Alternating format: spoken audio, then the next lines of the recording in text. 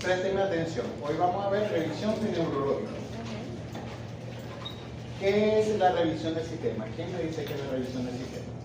Dos palabras clave de la revisión del sistema. Yo le digo en un examen, diga con dos palabras qué es la revisión del sistema. ¿Cuáles son las dos palabras que utilizan? Un síntoma tiene que ir a uno. ¿Y qué están diciendo cuando dicen es un síntoma? ¿Qué están diciendo? Que no es un signo, que no es un diagnóstico. ¿Entendido? Eso es lo que me están diciendo cuando dicen síntoma. Una cosa es lo que yo digo y otra cosa es lo que yo quiero decir. Y segundo, que es interrogatorio. Es decir, nada que podamos captar con nuestros sentidos. No es que yo toqué, no es que a lo que moví le duele, ¿entendido? Lo que hemos visto a través de la revisión del cuaderno, tenemos que practicarlo día a día. ¿Sienten que están aprendiendo algo? Sí. Okay. Cuando no sientan que están aprendiendo, pregunten. Porque a veces yo voy a adelantar y ustedes pueden copiar, párenme y volvemos atrás. Para eso es que estoy yo aquí. Entonces, ¿qué vamos a entrenarnos hoy? ¿En qué síntomas nos van a evocar un problema neurológico? O sea, ¿qué puede referir el paciente o cómo lo puede referir? Que nos ayuden a identificar que el problema está en el sistema nervioso central o periférico. ¿Entendido? Entonces, ¿quién es el primer candidato? Primer síntoma. Levantando la mano, por favor. Allá, tremaría. Tremaria. Cefalea. ¿Y qué es la cefalea? Sensación de disconfort en la cabeza. Lo que digan. ¿Cómo ver esta silla? Sensación de disconfort. ¿Cómo lo diga el paciente?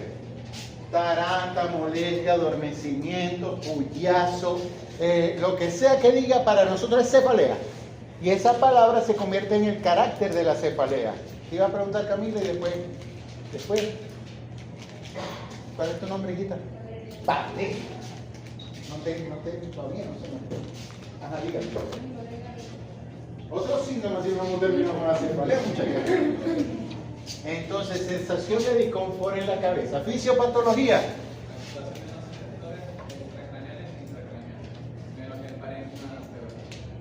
O sea, mejor dicho, activación de los nociceptores en las estructuras sensibles al dolor.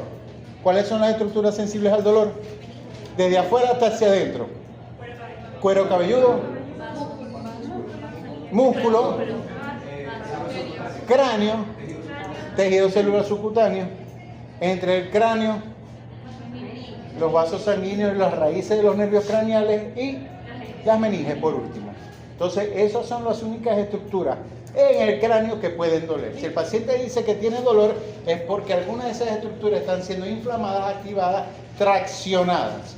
Esa es la fisiopatología. Alteración de estructuras sensibles al dolor, nociceptores activados. ¿Y cómo se describe semiológicamente Jesús, ¿verdad? Básicamente se describe con Alicia. Perfecto, no con Alicia, sé todos los elementos del dolor: localización, irradiación, intensidad, patrón temporal de aparición, que lo aumenta, que lo disminuye, el carácter. Cuando todo, igualito que cualquier dolor, hay que describirlo lo mejor que se pueda describir. Atendiendo que si ese elemento que estoy interrogando no lo capto, no me lo dice, el paciente no lo refiere. Tienen que decirlo siempre. Si no lo escriben es como si no lo hubieran preguntado. ¿Ok?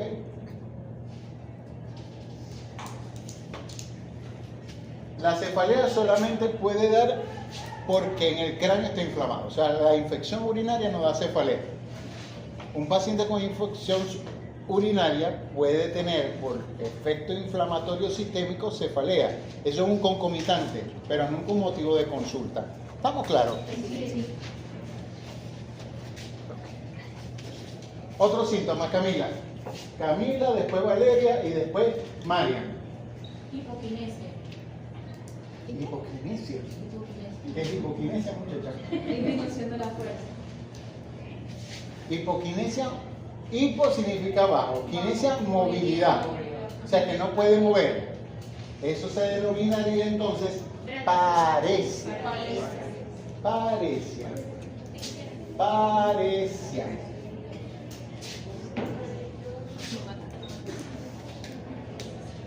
¿Qué es paresia?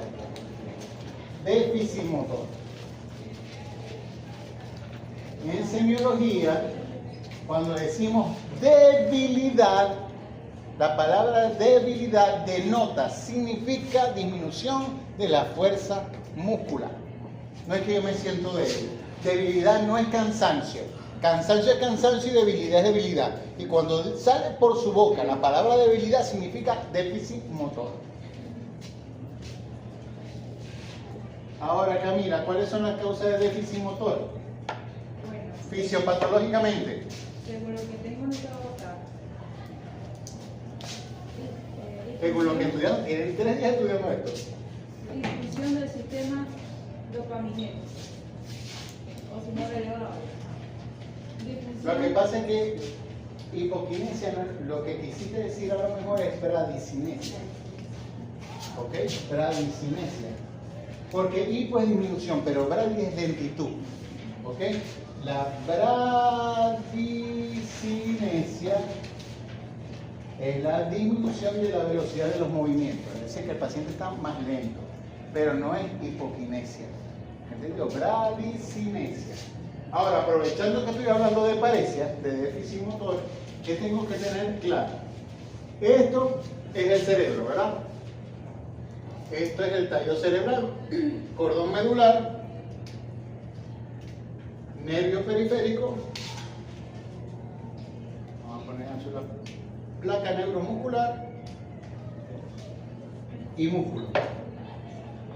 Entonces, si el paciente tiene déficit motor, como motivo de consulta, paresia, que es lo que tengo que escribir en el motivo de consulta, fisiopatológicamente tengo que pensar que hay un problema en la primera neurona, que llama, eso se lo explicó la doctora Isabel, la neurona motora superior, neurona motora inferior, placa neuromuscular, músculo. Mi función como semiólogo es ubicar cuál es el sitio. Entonces, si está en el cerebro, en el tallo, en el cordón medular, en el nervio periférico, placa neuromuscular y músculos son los sitios de lesión que pueden generar déficit motor. Repita conmigo: cerebro, tallo, cordón, nervio, placa y músculo. Les acabo de resumir bibliotecas de semiología neurológica. Ustedes no saben cuánto le cuesta a un neurólogo aprenderse eso. Déficit motor es lesión en cerebro, cordón, placa o músculo. Díganme. Sí, casualmente también en el argente. A mí me dijo que bueno, no me dijo, Si ya te está hablando de la gente, déjate de tomar el código, por favor. dice, alteraciones sensitivas que pueden protecciones. No. O sea, ¿Qué te estoy parando ahí? Lo sensitivo. Esto no es sensitivo, esto es motor. Yo no estoy hablando aquí de sensibilidad. Sí, el motor que decía, nervios puede ser en los nervios periféricos, en las raíces nerviosas, en el tronco. Es que eso es lo que estoy diciendo. Por eso. Yo quiero la neurología, igual que el resto de la medicina, pero la neurología necesita resumirse, esquematizarse para entenderse. ¿Entendido? Por eso yo les enseño aquí. Si el paciente llega, doctor, no puedo mover el brazo, ¿qué es lo primero que tienen que pensar? Que el lugar de la neurona motora superior, inferior, placa o músculo está afectado, que genera el déficit motor. Ahora, ¿qué tengo que aprender como semiólogo? Cada uno de estos sitios, ¿ok?, tiene particularidades semiológicas. Por ejemplo, si el problema está en el cerebro, se va a presentar como síndrome piramidal. El paciente va a tener paresia, hemiparesia. Y además de tener paresia, va a coincidir el par craneal con la paresia, el séptimo y el decimosegundo. Pero si el problema está en el tallo, no va a coincidir el par craneal con el déficit, es decir, va a tener déficit de un lado y el par craneal del otro lado. Eso es lo que se llama hemiplegia alterna. Y como es en el tallo cerebral y afecta las vías córtico-póntico-cerebelosas, siempre va a tener vértigo. Es decir, el vértigo como síntoma nunca va a ser originado ni en el cerebro, ni en la médula, ni en los nervios periféricos. El vértigo es un síntoma neurológico. ¿Cuál es el principal error de un neurólogo? Enviar al paciente con vértigo al otorrino. ¿Me entendido? Porque es un síntoma neurológico. Ahora, ¿cómo sé que el problema está en la médula espinal? Porque el paciente tiene o cuadriparesia o hemiparesia. Y tiene dos elementos adicionales, que es el nivel sensitivo, es decir, que de un lado para abajo no siente, y tiene alteración esfinteriana. La única causa de alteración esfinteriana es lesión medular. Si es el nervio periférico, el patrón de déficit va a ser lo que denominan patrón de guante y de botín. Es decir, que tiene debilidad en las manos y debilidad en los pies. Por eso es que es patrón en botín y en guante. Si el problema es en la placa neuromuscular, como la principal causa de lesión de placa es inmunológica, el déficit es fluctuante. Es decir, en la mañana amanece bien, en la tarde tiene déficit, pero en la noche se recupera, en la mañana tiene déficit, ¿ok?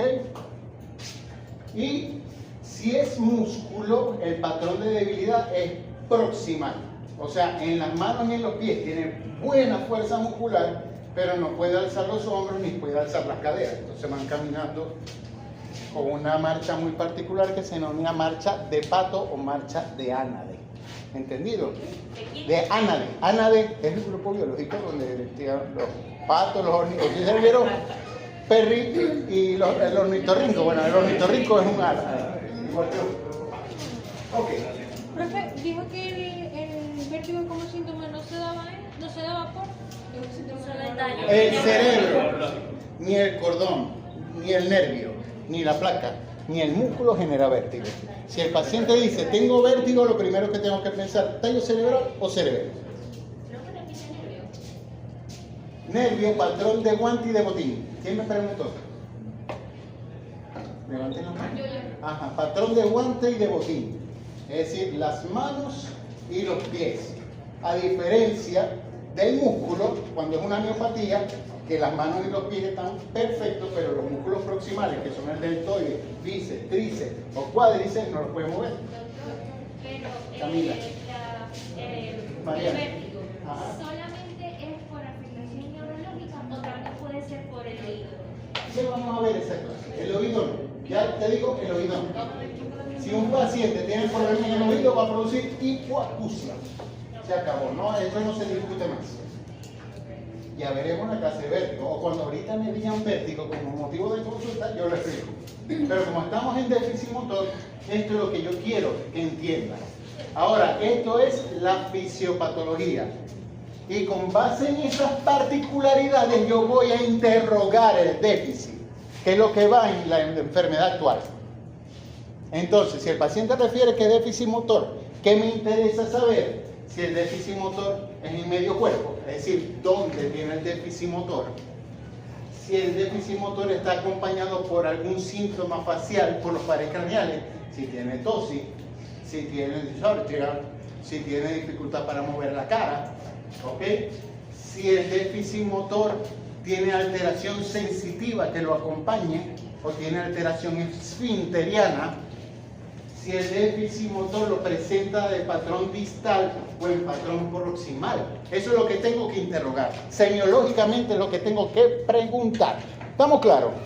Siempre, con base en la fisiopatología, dirige mi interrogatorio, no induce, dirige mi interrogatorio para ver qué voy a escribir en la enfermedad actual. Y solamente con esos datos ya yo sé diagnóstico, por lo menos el lugar. Ahora, si yo aplico los diferenciales, ¿qué puede estar pasando en el cerebro que genere déficit motor? Un voluntario, el primero. ¿Qué puede pasar? Un ictus porque hay un problema vascular. Otro voluntario. ¿Qué más? ¿Qué más puede pasar? Un tumor neoplásico. Muy bien. ¿Cómo sería el patrón? Sumatorio. Muy bien. Otro diagnóstico diferencial. Una trombosis del seno cavernoso por producido es vascular. Pero otro. Herpes. Un problema viral. Muy bien. ¿Qué más? Un traumatismo craneoencefálico genera un hematoma y déficit motor. ¿Qué más? ¿Qué? Un absceso cerebral, por ejemplo, puede ser. ¿Qué me falta? Inmunológico, esclerosis múltiple. Me explico, pero ya yo sé dónde está el problema. Después de saber yo dónde está el problema, simplemente interrogo el patrón temporal, cómo se presentó. Y ya yo tengo el diagnóstico. Y si tiene fiebre infecciosa, ¿dónde voy a agarrar con ese patincha? ¿Es fácil o no es fácil la neurología? No se necesitan 3 años, ¿verdad?, para estudiar. Y se intermite en serio. Ya estoy cansado. ¿Ves? Ahorita es que se necesita bajar el café y volver a leer. Ok, ¿estamos claros con déficit motor? La bradicinesia, como decía Camila, es otro síntoma típico del déficit de dopamina. La enfermedad característica de la bradicinesia en la enfermedad de Parkinson, ¿ok? Pero así como hay Parkinson, hay parkinsonismo. Entonces, la bradicinesia es simplemente lentitud en los movimientos. Fisiopatológicamente es originado por déficit de dopamina, es decir, la sustancia negra del cerebro, la parte compacta de la sustancia negra, no produce la dopamina que tiene que producir, el paciente está con mucha lentitud. ¿Quién va a preguntar? María Joaquina. El temblor es otro motivo de consulta. El temblor es otro motivo de consulta que denota un problema neurológico. No exclusivamente neurológico, ¿ok? Hay otras enfermedades que pueden producir temblor, pero el resto de los síntomas que pueden acompañar al temblor nos ayudan a hacer el escrutinio, a diferenciarlo. Por ejemplo, si el paciente tiene temblor, cuando veamos movimientos involuntarios, vamos a ver que no todo movimiento de la mano es temblor. El temblor es un movimiento de 8 Hz, es decir, que tiene 8 oscilaciones por segundo. Pero puede haber un flapping de 16 oscilaciones por minuto. El flapping es típico de la hepatopatía, de la insuficiencia hepática. ¿Ok? El temblor es típico de la enfermedad de Parkinson. Pero el temblor de la enfermedad de Parkinson es solamente de un lado del cuerpo. Entonces, ¿qué tengo que interrogar? ¿Tengo temblor de un lado del cuerpo o de los dos lados del cuerpo? Eso tiene que estar en la enfermedad actual. Porque el parkinsonismo es bilateral. El parkinsonismo puede ser bilateral, es decir, que el paciente tiene bradicinesia y tiene temblor bilateral. Por eso te digo, los síntomas que lo acompañan nos van a ayudar, pero por ejemplo, hipertiroidismo, la enfermedad de Graves. ¿Ustedes vieron endocrino? ¿Todavía no? Cuando ven endocrino, Pero lo que en fisiología. okay. Y el hipertiroidismo produce temblor, pero el paciente está hiperkinético, hipercinesia. ¿Está? ¿Dónde vamos? ¿Dónde voy? Y yo no puedo conmigo. Y está temblando, ¿entendido? El paciente con Parkinson tiene el mismo temblor, ¿verdad? Poker face. ¿Entendido? Rosemini. Temblor.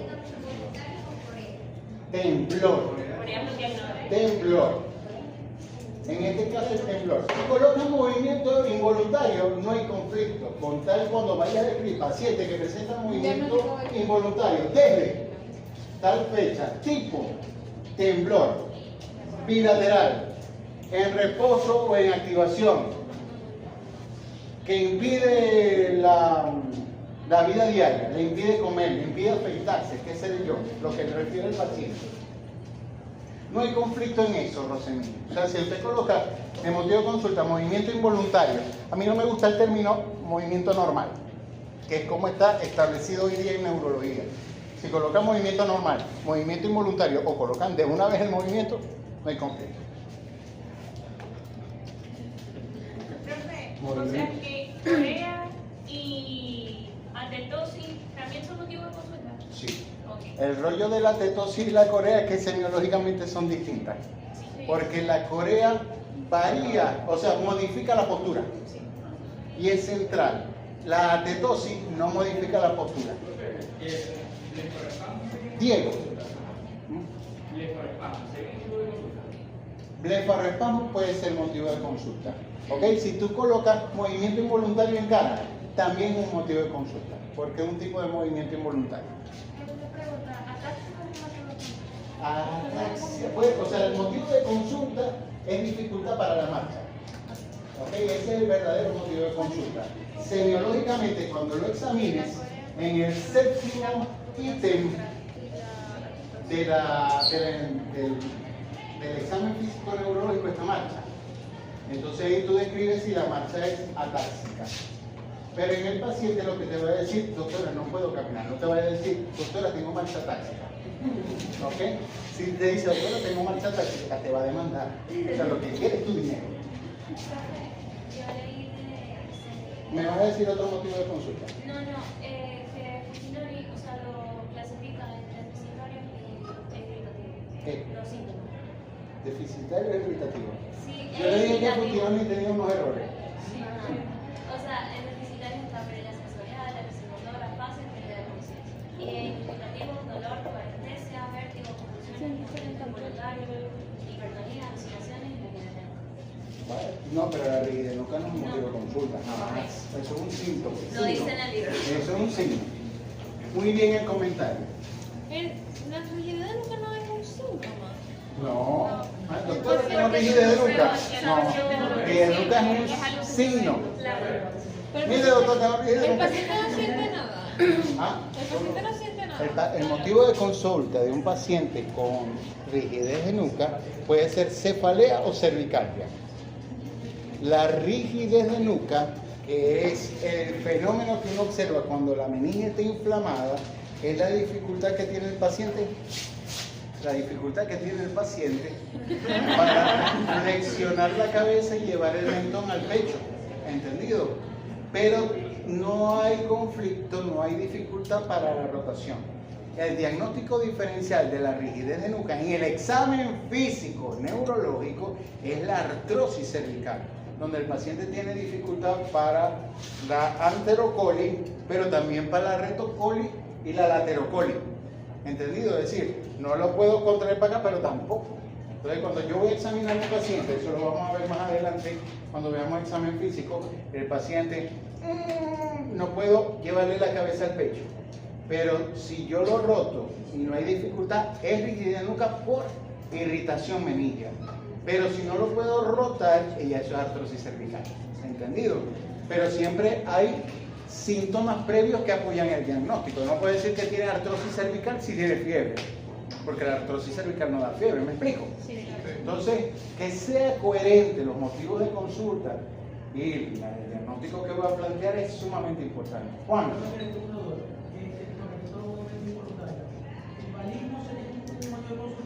No, pueden colocar movimiento involuntario. Si colocas balismo, es un motivo de consulta, un movimiento involuntario. Balismo, temblor, la atetosis, la corea. Los movimientos involuntarios tienen su clasificación. Pero siguiendo el consejo de Rosemini, podemos decir que puedes colocar movimiento involuntario como motivo de consulta, pero en la enfermedad actual lo describe.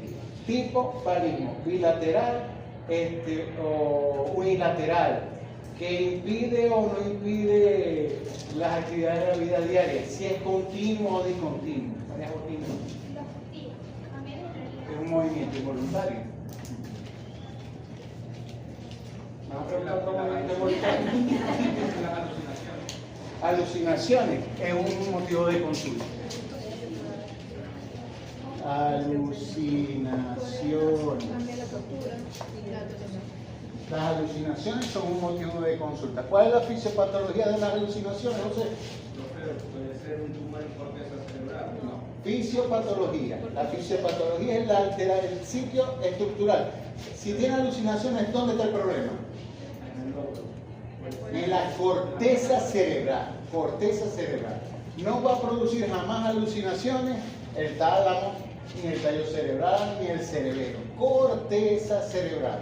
Dependiendo del sitio o el tropismo de la corteza, ya sea frontal, temporal, occipital, la alucinación va a ser de ese tipo. Por ejemplo, va a ser una alucinación olfatoria, huele a arroz con pollo. Y no huele a arroz con pollo, es una alucinación olfatoria. Escucho el timbre, aquí no hay timbre, para salir corriendo. Es una alucinación. Si yo veo una luz, ay, que vea la Virgen, y no está la Virgen, eso es una alucinación. ¿Entendido? Todo depende del lóbulo cerebral que esté descargado. Ahora, la alucinación en la corteza, ¿cuál puede ser? Presten atención, la pregunta. Si ya yo sé que el paciente tiene una alucinación, ¿dónde está el problema? Ahora, ¿qué le pudo, levantando la mano, pasar a esa corteza que genera una alucinación? Voluntario. Un tumor, eso es un problema neoplásico. Entonces, esa alucinación, ¿cómo se va presentando? Sumatoria. ¿Qué es una alucinación sumatoria? Que primero la ve, que después le habla y después le quiere pegar. Suma. Sí, sí, sí. O sea, que ven militares. No, yo veo militares desde hace 3 meses, pero ahora me persiguen y me quieren poner preso. O sea, va estructurando la alucinación, eso es que va creciendo el tumor. ¿Entendido? Otra cosa, esa alucinación si va acompañada de cefalea, crisis convulsiva, ese también es el patrón sumatorio. Un traumatismo craneoencefálico puede producir un problema de la corteza. Muy bien, ¿qué más? ¿Pero? Intoxicación puede producir un problema de la corteza. ¿Qué más? Las mismas infecciones. Una infección, ¿y qué estaría acompañada de la alucinación de? Fiebre. ¿Qué están haciendo ahorita? Aplicando el esquema vascular infeccioso. ¿Puede ser esclerosis múltiple?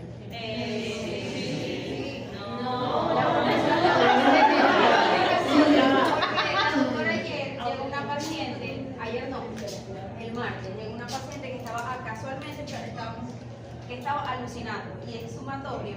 Entonces la doctora dice que en casos de esclerosis múltiple la corteza se puede ir degenerando y presenta en algunas ocasiones alucinación. Claro, lo que pasa es que la esclerosis múltiple es un problema de sustancia blanca y la corteza es sustancia gris. Pero eso no quiere decir que no sea inmunológico. Hay una enfermedad que se llama encefalitis autoinmune, que puede generar un proceso inmunológico en la corteza cerebral. Diego y después Valerio. Sí, por dosis tóxicas también. Ya dijeron. ¿Cómo se puede diferenciar entre un problema psiquiátrico? Muy importante. Esa es Yo una pregunta iba a interesante. preguntar, ¿la esquizofrenia cuenta como de carácter, o sea, presentación de carácter genético o algo por el estilo? Sí, claro, por supuesto. Doctor, una Si me dices esquizofrenia y me lo dices genético, yo te lo acepto totalmente, por supuesto que sí. Pero hay enfermedades, por ejemplo, la distrofia muscular de Duchenne-Becker, de Becker, Wernicke-Hoffman, que tienen, además de déficit motor, la incapacidad de producir ciertas proteínas que están asociadas a la buena función de la corteza. El paciente puede tener alucinación. Todas las encefalopatías pueden generar alteraciones del estado mental. Muy bien, pero esas son las enfermedades crónicas. Porque el amonio, que es por hepático, la urea, que es por insuficiencia renal, el CO2, la hipercapnia, porque tiene insuficiencia respiratoria, todas pueden la hiperfunción arterial, la encefalopatía hipertensiva. Ya va Camila, va a preguntar, va a responder a Valeria. ¿Cómo esa alucinación sé yo que es un proceso orgánico cerebral o un proceso psiquiátrico? Es una pregunta sumamente importante, sobre todo para los neurólogos, que vemos presos, que vemos gente de forense. Porque yo puedo decir, yo estoy loco, y ¿cómo sabemos que estoy loco de verdad? El paciente con un problema estructural cerebral que genera alucinación, critica la alucinación. Es decir, él la ve y dice, esto es extraño. Yo he tenido pacientes, por ejemplo, con infecciones intracraneales por criptococo, con SIDA, y dice, doctor, yo estoy viendo a mi mamá aquí al lado. Yo sé que mi mamá está muerta, pero la estoy viendo. Entonces, él la critica, él dice, esto no puede ser, eso es estructural. tuve un paciente con trasplante renal, trasplantado renal que estaba recibiendo inmunomoduladores, prednisona, micofenolato, mofetil, muchos inmunomoduladores. Y presenta una encefalitis por citomegalovirus, fiebre, cefalea y alucinaciones. Cuando yo lo fui a ver, me decía, doctor, yo lo veo que usted tiene un enano verde al lado. Yo sé que no existe, pero yo lo estoy viendo. Él lo critica. Él lo critica. Entonces, cuando hay la crítica, eso, pero ya no se denominaría alucinación, sino alucinosis. Alucinosis. En el caso, Otro elemento. en el estructural, no. El estructural es alucinosis. Psiquiátrico es alucinación. Otro elemento, sobre todo cuando estamos diferenciando el esquizofrénico, que escucha voces. Nunca un paciente esquizofrénico las voces le hablan. No le dan órdenes, jamás, sino que hablan entre ellas. Confabulan. El paciente esquizofrénico dice, yo estoy escuchando voces, doctor, y eso, ¿qué dicen esas voces? Bueno, entre ellos dicen que me van a secuestrar, que me van a llevar. Ah, pero te dicen algo, no, ellos están hablando de ellos con ellos. Entonces en la película en la que dicen, las voces me dicen que me maten. Claro, eso es falso. Falso. No, que los tiradores en Estados Unidos que dicen, no, yo escuché una voz que me dijo que matara a todos. Es mentira.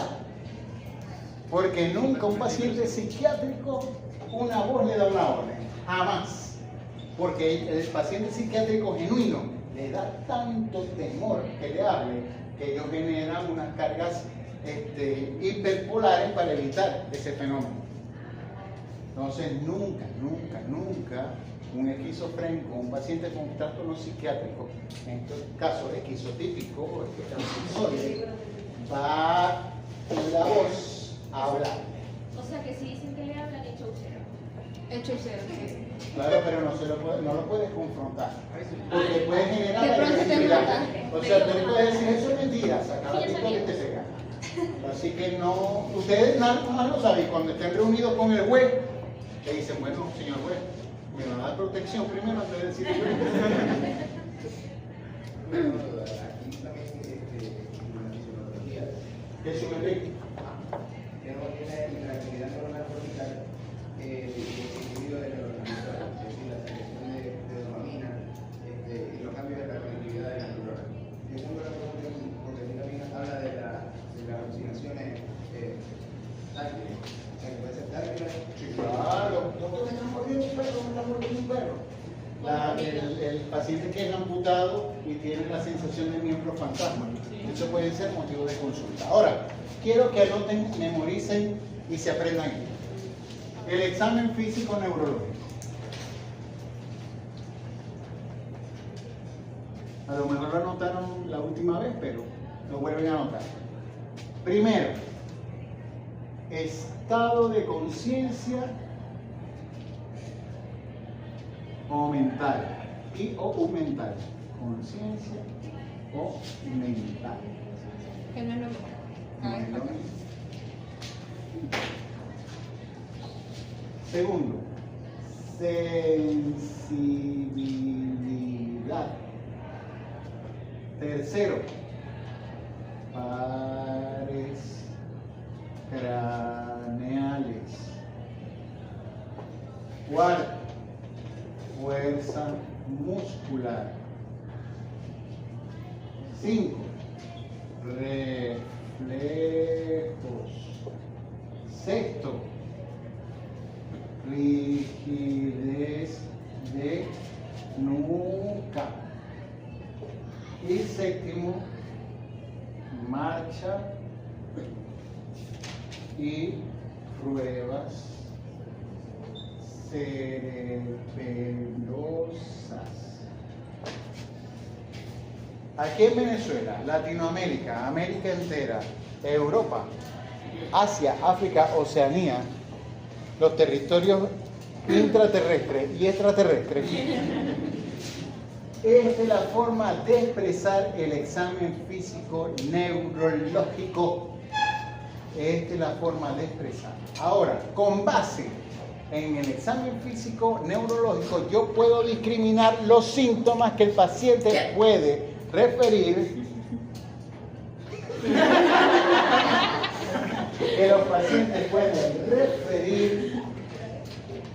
que nos ayudan a evocar una enfermedad del sistema nervioso. Es decir, que con base en el primer parámetro del estado del examen físico neurológico, las alteraciones del estado de conciencia, que en este caso no es tener sentido común o conciencia de lo que está pasando, sino el estado de alerta, de despertar. Si yo estoy despierto, si estoy somnoliento, si estoy estuporoso, ¿ok? Eso es lo que se denomina alteración del estado de conciencia, alteración del estado de alerta. Eso es un motivo de consulta neurológico, ¿no? Alteración de la conciencia. Si colocan somnolencia, si colocan estupor, si colocan al paciente en coma, es un motivo de consulta. ¿Entendido? Ahora, las alteraciones del estado mental, memoricen esto, 3 parámetros: pensamiento, emoción y conducta. Repitan conmigo: pensamiento, emoción y conducta. Si el paciente tiene alteración de alguno de esos parámetros, es lo que se denomina alteración del estado mental. Que yo pienso inadecuadamente, que me emociono inadecuadamente o me comporto inadecuadamente. Inadecuadamente significa diferente a lo que normalmente se estima, se espera, ¿no? Las funciones mentales superiores van en el examen físico, ¿entendido? Yo les voy a enseñar cuáles son las funciones mentales superiores y cómo se evalúan. No estamos viendo el examen físico, lo veremos. Pero si tenemos una alteración del pensamiento, que yo diga, bueno, es que matar a la gente es bueno, eso es alteración del pensamiento. Yo lo coloco alteración del estado mental. Si, por ejemplo, las emociones, la Vinotinto gana y yo me pongo triste, alteración de las emociones. No te ganaste el quino, esta plata es tuya, puedes hacer lo que quieras y yo estoy triste, es una alteración de la emoción, eso es alteración del estado mental. ¿Y la ansiedad? También la ansiedad, pero la ansiedad no va a decir, yo tengo ansiedad, lo que pasa es que la ansiedad, estrés, inquietud, son términos que dice el paciente. ¿Ok? Pero el paciente también puede referir, ahí tengo taquicardia, yo quiero salir corriendo de aquí. Entonces, yo lo que voy a decir en el motivo de consulta, alteración del estado mental. Lo que quiero decir, ¿cómo se los dice el paciente? El paciente puede decir, tengo ansiedad, para el concepto que ese señor o esa señora, señorito o señorito, cree que es ansiedad. Pero en el motivo de consulta yo voy a escribir en la historia alteración del estado mental. Y por último, conducta, si es una conducta inadecuada, alteración del estado mental. No tengo absolutamente que escribir en el motivo de consulta qué pasó. Eso va en la enfermedad actual. Entonces yo coloco paciente que presenta alteración de la conducta desde hace 3 días, caracterizada por agresividad, por ejemplo, o caracterizada por anedonia. ¿Ah? Sí, por nudismo público. Porque se quitaron, lo describen allí, pero eso va en la enfermedad actual. Pero en el motivo de consulta, alteración del estado mental. Procedimiento.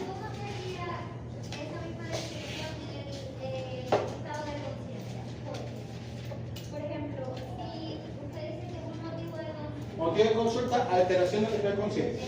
¿Cómo va la enfermedad actual? Paciente que presenta alteración del estado de conciencia desde hace 1 día, 2 días, 3 días. Tipo, somnolencia, estupor o coma.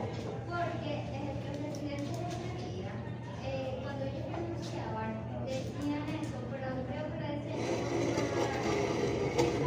Claro, cuando se va a hacer el examen neurológico, verifico si ese motivo de consulta es así. Pero no hemos llegado al examen neurológico. Le estoy diciendo cómo se ponen los motivos de consulta y cómo lo van a redactar en la enfermedad actual. No hemos llegado al examen físico, ya llegaremos. No hoy, después del congreso. Una pregunta, ¿se colocan también revisión del sistema neurológico los problemas de memoria por ejemplo, posterior? Por ejemplo, tuvo un trauma. La alteración de la memoria es alteración del pensamiento. Entonces tú colocas alteración del estado mental y motivo de consulta. En la enfermedad, paciente que presenta alteración del estado mental caracterizada por alteración de la memoria o déficit de la memoria. Si tú quieres colocar anterógrado, retrógrado, si lo quieres colocar procedimental, no procedimental, hay muchas clasificaciones, eso suma, pero no resta. Tú puedes decir olvidos importantes y olvidos tontos. Eso es lo más sencillo y lo más significativo, porque los olvidos tontos pueden denotar ansiedad, pero el gran olvido, el olvido importante que no reconoce un hijo, que se perdió en la calle y lo trajo la policía, es un olvido, un gran olvido que llaman los libros, lo puedes describir en la enfermedad actual. O sea, sin tener que ahondar en que si es procedimental, no procedimental, si es anterógrado, si es retrógrado, ¿entendido? En lo de las alucinaciones, como usted dice que critican y saben que es raro cuando son alucinosis, entonces uno tendría que colocar alucinociones o alucinosis si se sabe o solo alucinaciones siempre.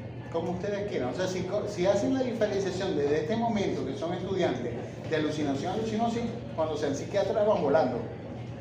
¿Ok? Pero si colocan alucinación, si hacen esa discriminación también. Lo importante es que sepan que la única estructura en el cuerpo humano que genera alucinaciones es la alteración de la corteza cerebral.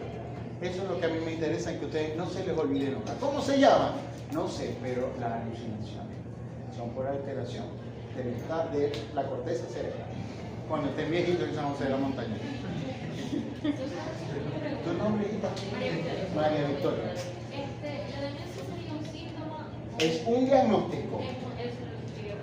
La demencia es un diagnóstico que cursa con alteración de la memoria, es decir, del pensamiento.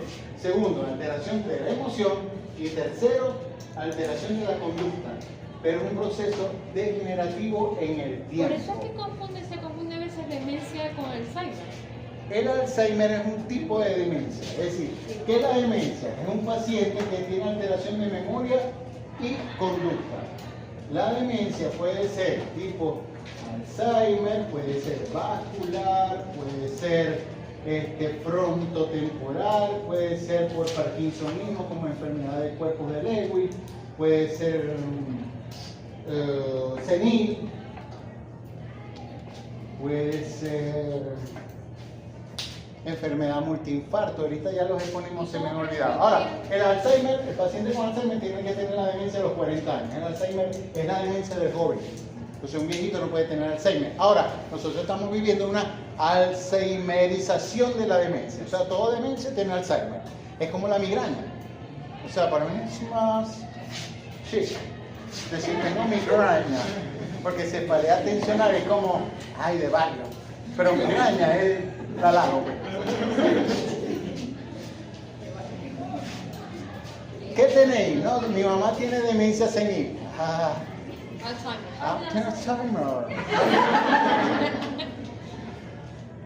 Y eso da para todo, hasta para venderle más caro la medicina. Entonces la demencia puede ser posterior a un ictus. Si la demencia es posterior a varios ictus, la demencia vascular. Claro, claro que sí. Pero puede crear... ¿Cómo se caracteriza ese tipo de demencia? Porque Alteración de la memoria, alteración de la conducta. Clínicamente ninguna demencia se diferencia en esos dos parámetros. Solamente la enfermedad de cuerpos de Lewy, que es un parkinsonismo, el paciente está demente y tiene bradicinesia, temblor bilateral y todo eso, ¿no? La demencia frontotemporal, como atrofia mucho el temporal, genera crisis convulsiva. La enfermedad, hay una clasificación que yo les nombré en las clases al doctor Vladimir Hachinsky, creo que se lo dije en algún momento, que le cambió el nombre de enfermedad cerebrovascular. Bueno, hay una clasificación de la demencia vascular que se llama escala de Hachinsky, que describe más o menos la progresión clínica de la demencia vascular. ¿Y el Alzheimer puede ser creado por una alteración vascular? No, si hay un proceso vascular, ya eso no es Alzheimer. Alzheimer. ¿Cuál es el motivo de consulta como para llegar al diagnóstico de demencia? O sea, ¿cuáles son los... Alteración de pensamiento, emoción y conducta. Tan sencillo como eso. Ya tú sabes que hay un problema en la corteza y si es de patrón degenerativo, es decir, en el tiempo. ¿Esto desde cuándo lo tiene? No, doctor, eso empezó hace como 5 años. Que en una Navidad no reconocía a los hijos, ese año la pasó bien, pero ahora se orina sola porque no encuentra el baño.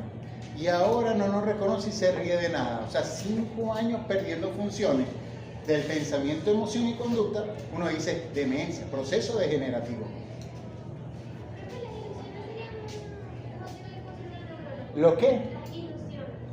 Las ilusiones también. ¿Cuál es la diferencia entre ilusión y alucinación? Porque la ilusión, en la ilusión hay una, como decir, un estímulo real y verdadero. Es como si yo estoy viendo aquí a Samantha y digo, me está hablando Ultraman. No, Ultraman no, Superman. ¿Entiendes? No, es que Superman, no lo ves que Superman está vestido de azul. Y no, Superman me va a llevar, pero Samantha está. Ahora, si yo miro para aquí y no hay nadie, eso es una alucinación. Es como si yo veo una mata y yo... Eso es una ilusión. Es una ilusión porque es un estímulo real. Pero mi cerebro no lo interpretó, pero ni un poquito. Ahora, si yo no veo ninguna mata y busco el perrito, eso es una alucinación. Entonces, Pero ellos pueden confundirlas, ¿verdad? Ellos pueden pensar que están alucinando. ¿Quién es ellos? O sea, el paciente. El paciente no sabe nada. Lo importante es que no se confunda el médico. Exacto, por eso voy. El paciente puede confundir la alucinación con una ilusión. El paciente no sabe lo que está pasando. Sí, pero o sea, yo le quiero preguntar, ¿qué preguntas debería realizarle para yo saber si es una alucinación? O sea, al paciente no tanto. Es al familiar. Porque, por ejemplo, lo que te puede decir el familiar es que no, yo veo a mamá hablando sola.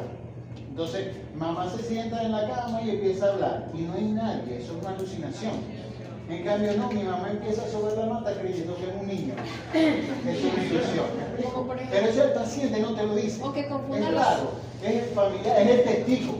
Porque no es necesariamente papá y mamá, es el cuidador, O que, por es el ejemplo, vecino. que confundan los hijos con el esposo, con otro hijo. Eso es un problemón en demencia.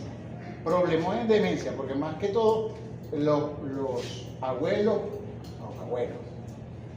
que tienen puros hijos varones, que las esposas ayudan a cuidar al señor, el señor, si está desfrontalizado, la empieza a tocar. Creen que es la esposa o una novia. Entonces vienen los problemas. Y eso es un reto para el neurólogo, colocar el tratamiento para romper esa cadena ideativa inadecuada, que el paciente se porte bien. Ahí es donde está la ciencia de la neurología. ¿Qué neurotransmisor tengo que cortar, bloquear para que la secuencia de pensamiento vuelva a ser adecuada? Eso es un trabajón. Eso es espectacular. Cuando se logra, wow, que a veces dicen, los cirujanos dicen, ustedes lo que ponen es guarapo. Sí, deja que tu papá se vuelva loco para que vea.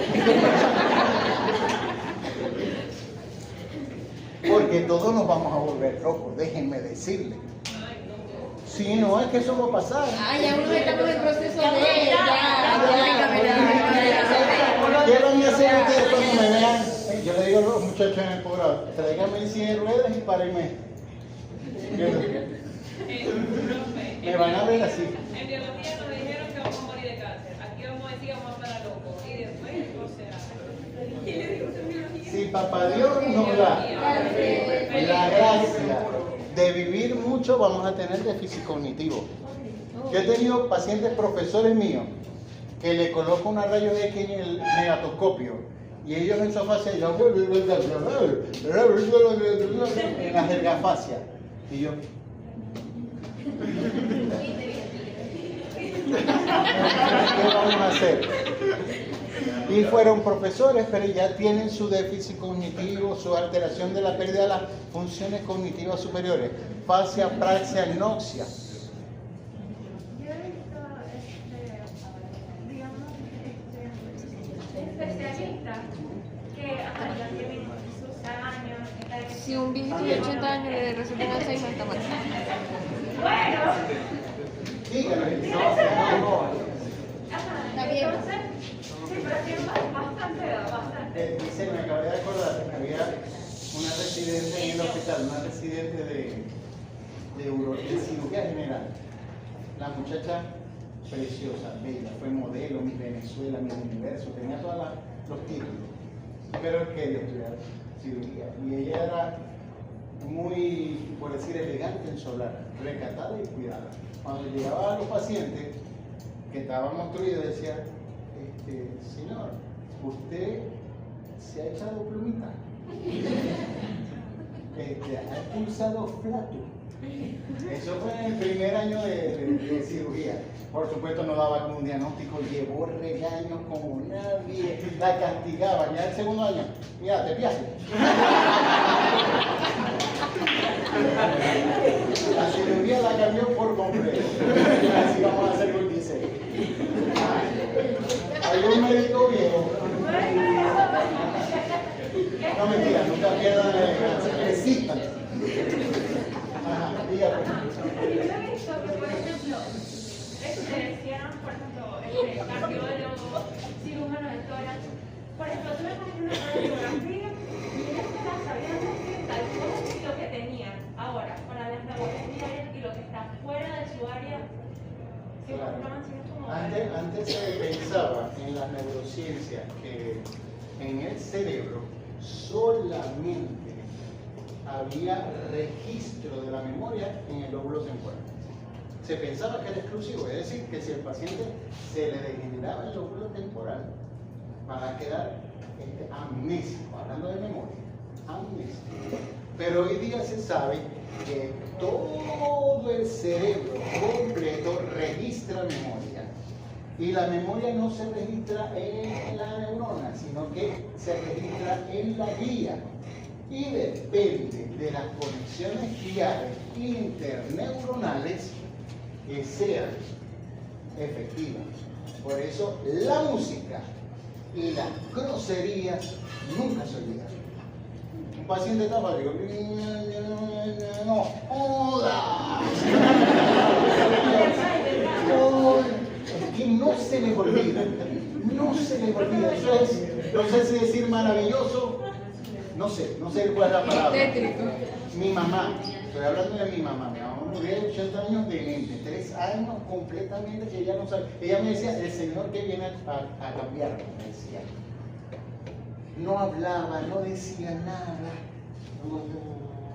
Le poníamos la radio y escuchaban Los Panchos, que es un trío de guitarra, y ella empezaba a cantar.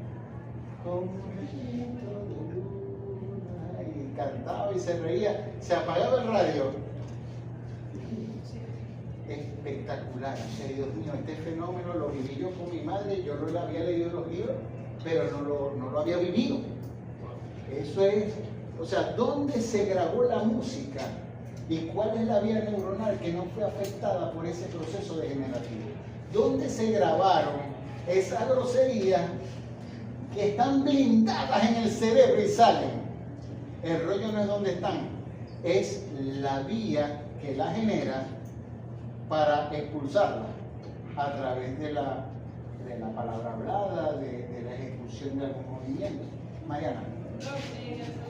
En el manual de examen neurológico de Julio Borges divide la conciencia, el grado de conciencia en cualitativo y cuantitativo. ¿En qué momento tenemos nosotros que medir la escala de Glasgow? Que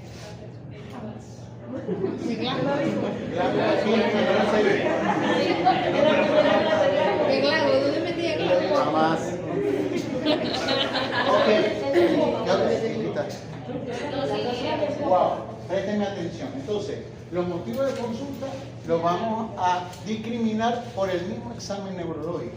Entonces, si el paciente tiene alteración del estado de conciencia, ya lo hablamos, alerta. Si tiene alteración pensamiento, emoción y conducta, alteración del estado mental. La sensibilidad, que el rojo ya no funciona. ¿Lo puedo botar? Sí. No te preocupes, aquí tengo yo unos que sí escriben.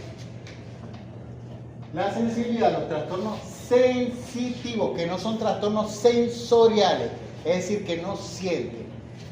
Parestesia es el término. Parestesia. Esa parestesia la puede presentar en cualquier parte del cuerpo. Yo tengo que describir si es continua, si es discontinua, topográficamente dónde es, si es matutina, si es vespertina, si va acompañado de algún síntoma. Déjame terminar. Van anotando las preguntas, pero quiero por lo menos hablarles de todo. Las alteraciones de los pares craneales, dependiendo del par craneal que esté afectado, podemos tener alteraciones olfatorias, alteraciones oculares, es decir, disminución de la agudeza visual, alteración del campo visual, alteración de la visión de colores. Si afectan los oculomotores, que es 3, 4 y 6, el paciente va a presentar diplopía, que es uno de los motivos de consulta más frecuente en neurología. Puede presentar ptosis palpebral, también es un motivo de consulta en neurología.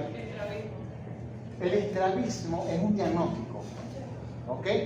Y el paciente, fíjate que no tiene diplopía, porque el paciente estrábico, es decir, que nace con paresia de un músculo, genéticamente no, el cerebro genera una vía de inhibición de la segunda imagen. Entonces tiene el estrabismo, pero ve normal. Y es porque hay una inhibición de la segunda imagen. El diagnóstico es estrabismo. Cuando tú lo vas a examinar, tú dices, tiene paresia del sexto par, del tercer par o del cuarto. Pero como es niño y no ve doble, el diagnóstico es estrabismo. ¿Ok? Si tiene alteración del quinto par craneal, el paciente puede tener dolor facial, motivo de consulta neurológico. Si tiene alteración del séptimo par craneal, va a tener dificultad para la movilidad de la cara. ¿Ok? Nunca van a colocar desviación de rasgos faciales, porque están diciendo lo normal. Es disminución de la movilidad de un lado de la cara. Si tiene alteración, por ejemplo, del octavo par, que es el auditivo, hipoacusia, que va a ser el motivo de consulta.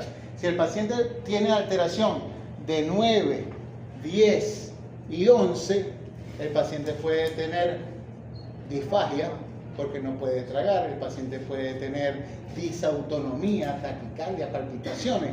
Parecen motivos de consulta cardiovasculares, pero puede estar relacionado a una alteración del vago, por ejemplo. ¿Ok? En la alteración del 11º par craneal, que es el final, dificultad para levantar los hombros, dificultad para la movilidad del cuello. Y cuando hay alteración del 12º par, que es la lengua, el paciente va a tener disartria. Disartria es dificultad para articular la palabra. ¿De cuál par? 12º, hipogloso. Si el paciente tiene disminución de la fuerza muscular, se denomina paresia. Ya hablamos de la paresia. Recuerden diferenciar paresia, déficit motor. Parestesia, déficit sensitivo. Las alteraciones sensoriales de los nervios el primer par que es olfatorio, el segundo par que es óptico, el octavo par que es auditivo, todo eso va también como motivo de consulta, ya lo hablamos. En cuanto a los reflejos, no hay ningún motivo de consulta. El paciente no jamás le va a decir, yo estoy hiperrefléxico, yo estoy hiporrefléxico. No tenga eso, es exclusivo del examen físico. La rigidez de nuca ya lo comentamos. El paciente puede decir que tiene cervicalia. El paciente puede tener cefalea en el contexto de una infección intracraneal o en el contexto de una hemorragia subaracnoidea que tenga meningitis química por la sangre. Y los trastornos de la marcha, que en el motivo de consulta lo debemos colocar alteración de la marcha. El paciente no sabe qué alteración tiene, sabe que no está caminando bien, pero puede ser por un pie caído, puede ser porque tiene un problema en la médula y tenga marcha táxica, puede ser que tenga déficit de parkinsoniano, que le haya dado un hito y está arrastrando la pierna. Yo les voy a describir toda esa pierna para que me graben todas las marchas, y ustedes aprenderán, y todas tienen su fisiopatología. Entonces, ¿perdón? Como la marcha del palo también. La marcha de Anne de la miopatía. Todo eso lo vamos a ver. Pero lo que les trato de decir es que en el motivo de consulta no se va a colocar marcha de Anne o marcha pequeños pasos o marcha bradicinética o marcha táxica, sino alteración de la marcha. Y en la enfermedad actual van a describir la alteración y después sacamos una conclusión. ¿Estamos claros? Entonces, yo sé que quieren salirse corriendo igual que yo. ¿Qué van a hacer el fin de semana? O, mentira, el fin de semana no, el resto de la semana que viene. Van a hacer toda la historia. Un nuevo paciente, datos de identificación, motivos de consulta, como ya sabemos, todos uno debajo del otro, uno debajo del otro. La enfermedad actual sin decir tanto circunloquio. paciente femenino de 17 años que presenta ayer en la mañana cuando el sol salía. No. Paciente que presenta tal y tal. Punto y aparte entre síntoma y síntoma. Ya lo sabemos, ¿verdad? Lo corregimos, lo tachamos en el cuaderno. Posteriormente los antecedentes patológicos que son diagnósticos, personales que son hábitos. Y los familiares, si están vivos o no están vivos, qué edad tienen, si sufrió de algo o si sufre de algo. Se acabó. Acuérdense que los hábitos tabáquicos, digan el IPA de una vez. Nada más. El alcohólico, gramos de alcohol semanal, de una vez. Y si no bebe, no bebe. Si no fuma, no fuma.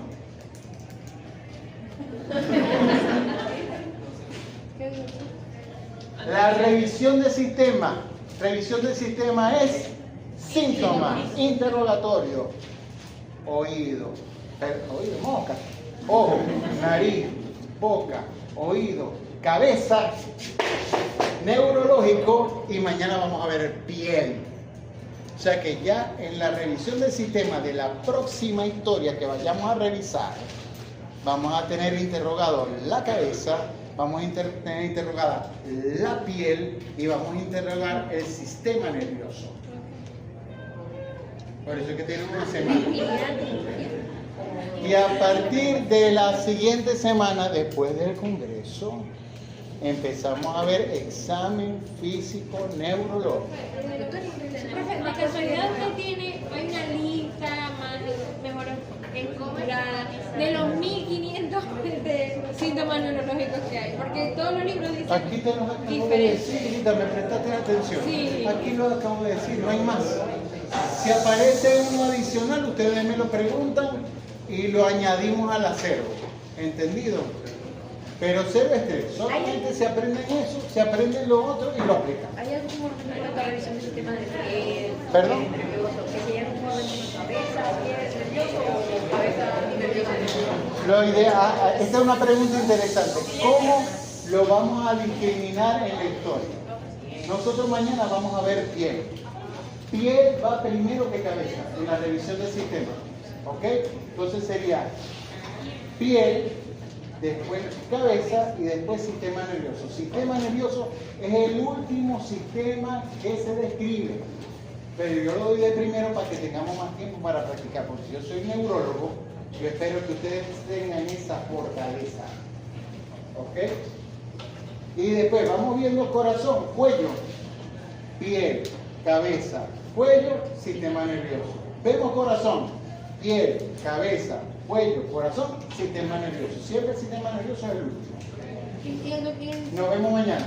Se cuidan. A las 8 ya yo estoy disponible.